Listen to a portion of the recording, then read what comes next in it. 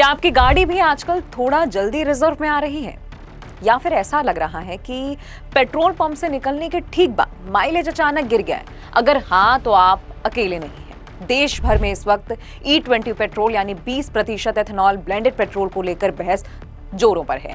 आम आदमी पार्टी के संयोजक अरविंद केजरीवाल ने इसे लेकर एक national town hall against E20 आयोजित किया। इस डिजिटल और फिजिकल टाउन हॉल में लाखों लोग ऑनलाइन जुड़े और सोशल मीडिया पर इसकी व्यूअरशिप के आंकड़े लगातार चर्चा में बने हुए हैं। और इसी बीच राजनीतिक विश्लेषक और सामाजिक कार्यकर्ता तहसीन पूनावाला ने भी इस मुद्दे पर मोर्चा खोलते हुए इसे सीधे उपभोक्ता अधिकारों और कानूनी मानकों का उल्लंघन बताया है।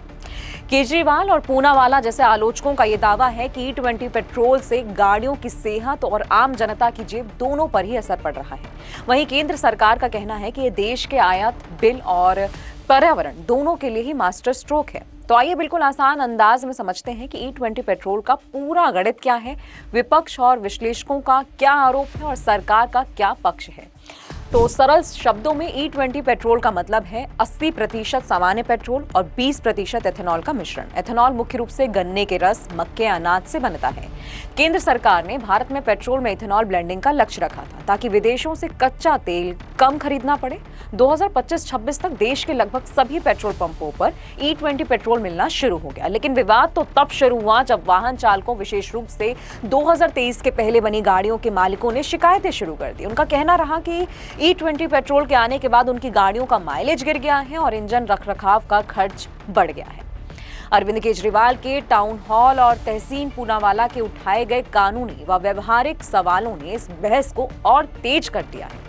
केजरीवाल और पूनावाला दोनों का ही ये तर्क है कि E20 पेट्रोल की कैलोरीफिक वैल्यू नॉर्मल पेट्रोल से कम होती है, जिससे गाड़ियों का जो माइलेज है वो 10 से 15% तक कम हो जाता है। जब इथेनॉल की उत्पादन लागत शुद्ध पेट्रोल से काफी सस्ती है, तो E20 पेट्रोल की कीमत आम पेट्रोल के बराबर क्यों रखी गई है?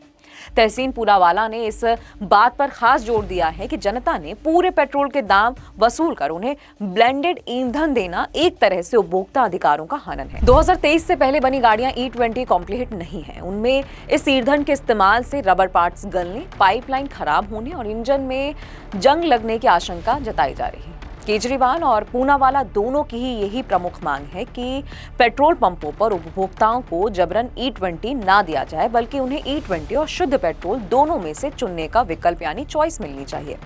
केजरीवाल का यह दावा है कि 2 लाख से अधिक लोगों ने इस बाबत ऑनलाइन याचिका पर दस्तखत भी किए हैं, जिन्हें वे सरकार तक पहुंचाएंगे। अब सिक्के का दूसरा पहलू देखते हैं। केंद्र सरकार और पेट्रोलियम मंत्रालय का इस योजना को लेकर एक स्पष्ट विजन भी है। भारत अपनी जरूरत का 85% से ज्यादा कच्चा तेल आयात करता है। पेट्रोल में 20% एथेनॉल मिलाने से देश के अरबों डॉलर की विदेशी मुद्रा बचती है। एथेनॉल एक बायोफ्यूल है और इसके जलने से कार्बन मोनोऑक्साइड और जहरीली गैसों का उत्सर्जन कम होता है, जिससे कि शहरों में वायु प्रदूषण घटाने में मदद भी मिलती है। इथेनॉल उत्पादन से देश के गन्ना और अनाज किसानों को सीधा आर्थिक लाभ भी मिलता है। चीनी मिलों और एथेनॉल प्लांटों के जरिए ग्रामीण अर्थव्यवस्था में पैसा पहुंचता है। ऑटोमोबाइल कंपनियों का कहना है कि 2023 के बाद बनी लगभग सभी गाड़ियां E20 ईंधन के हिसाब से ही डिजाइन की गई। अगर कंज्यूमर डेटा और सर्वे पर नजर डाल लें तो कई वाहन मालिकों ने ये स्वीकार भी कर लिया है कि पुरानी गाड़ियों में E20 के इस्तेमाल से माइलेज में मामूली सी एक गिरावट दर्ज हुई है। हालांकि मैकेनिकल एक्सपर्ट्स का मानना है कि E20 से गाड़ियों के इंजन जो है वो तुरंत खराब नहीं होते, लेकिन लंबे समय में बिना E20 रेडी पार्ट्स वाली पुरानी गाड़ियों में मेंटेनेंस साइकिल थोड़ी छोटी हो सकती है। तो भाई कुल जमा बात तो ये है कि पूरा मामला सिर्फ नेताओं के बयानों तक ही सीमित नहीं है। यह सीधे सीधे आपकी गाड़ी की टंकी, आपके महीने के बजट और देश के आर्थिक भविष्य से जुड़ा है। एक तरफ जहां ऊर्जा में आत्मनिर्भरता, पर्यावरण की सुरक्षा और किसानों को फायदा देश के लिए बेहद जरूरी है, वहीं दूसरी तरफ अपनी मेहनत की कमाई से पेट्रोल भराने वाले आम नागरिक की यह मांग भी जायज है कि उसे चॉइस मिले, उसके नुकसान की भरपाई हो और आगे का रास्ता क्या हो सकता है। पेट्रोल पंपों पर उपभोक्ताओं को E20 और शुद्ध पेट्रोल दोनों में से चुनने का ऑप्शन दिया जाए। अगर E20 में माइलेज कम मिल रहा है तो इसकी कीमत भी नॉर्मल पेट्रोल से थोड़ी कम की जाए।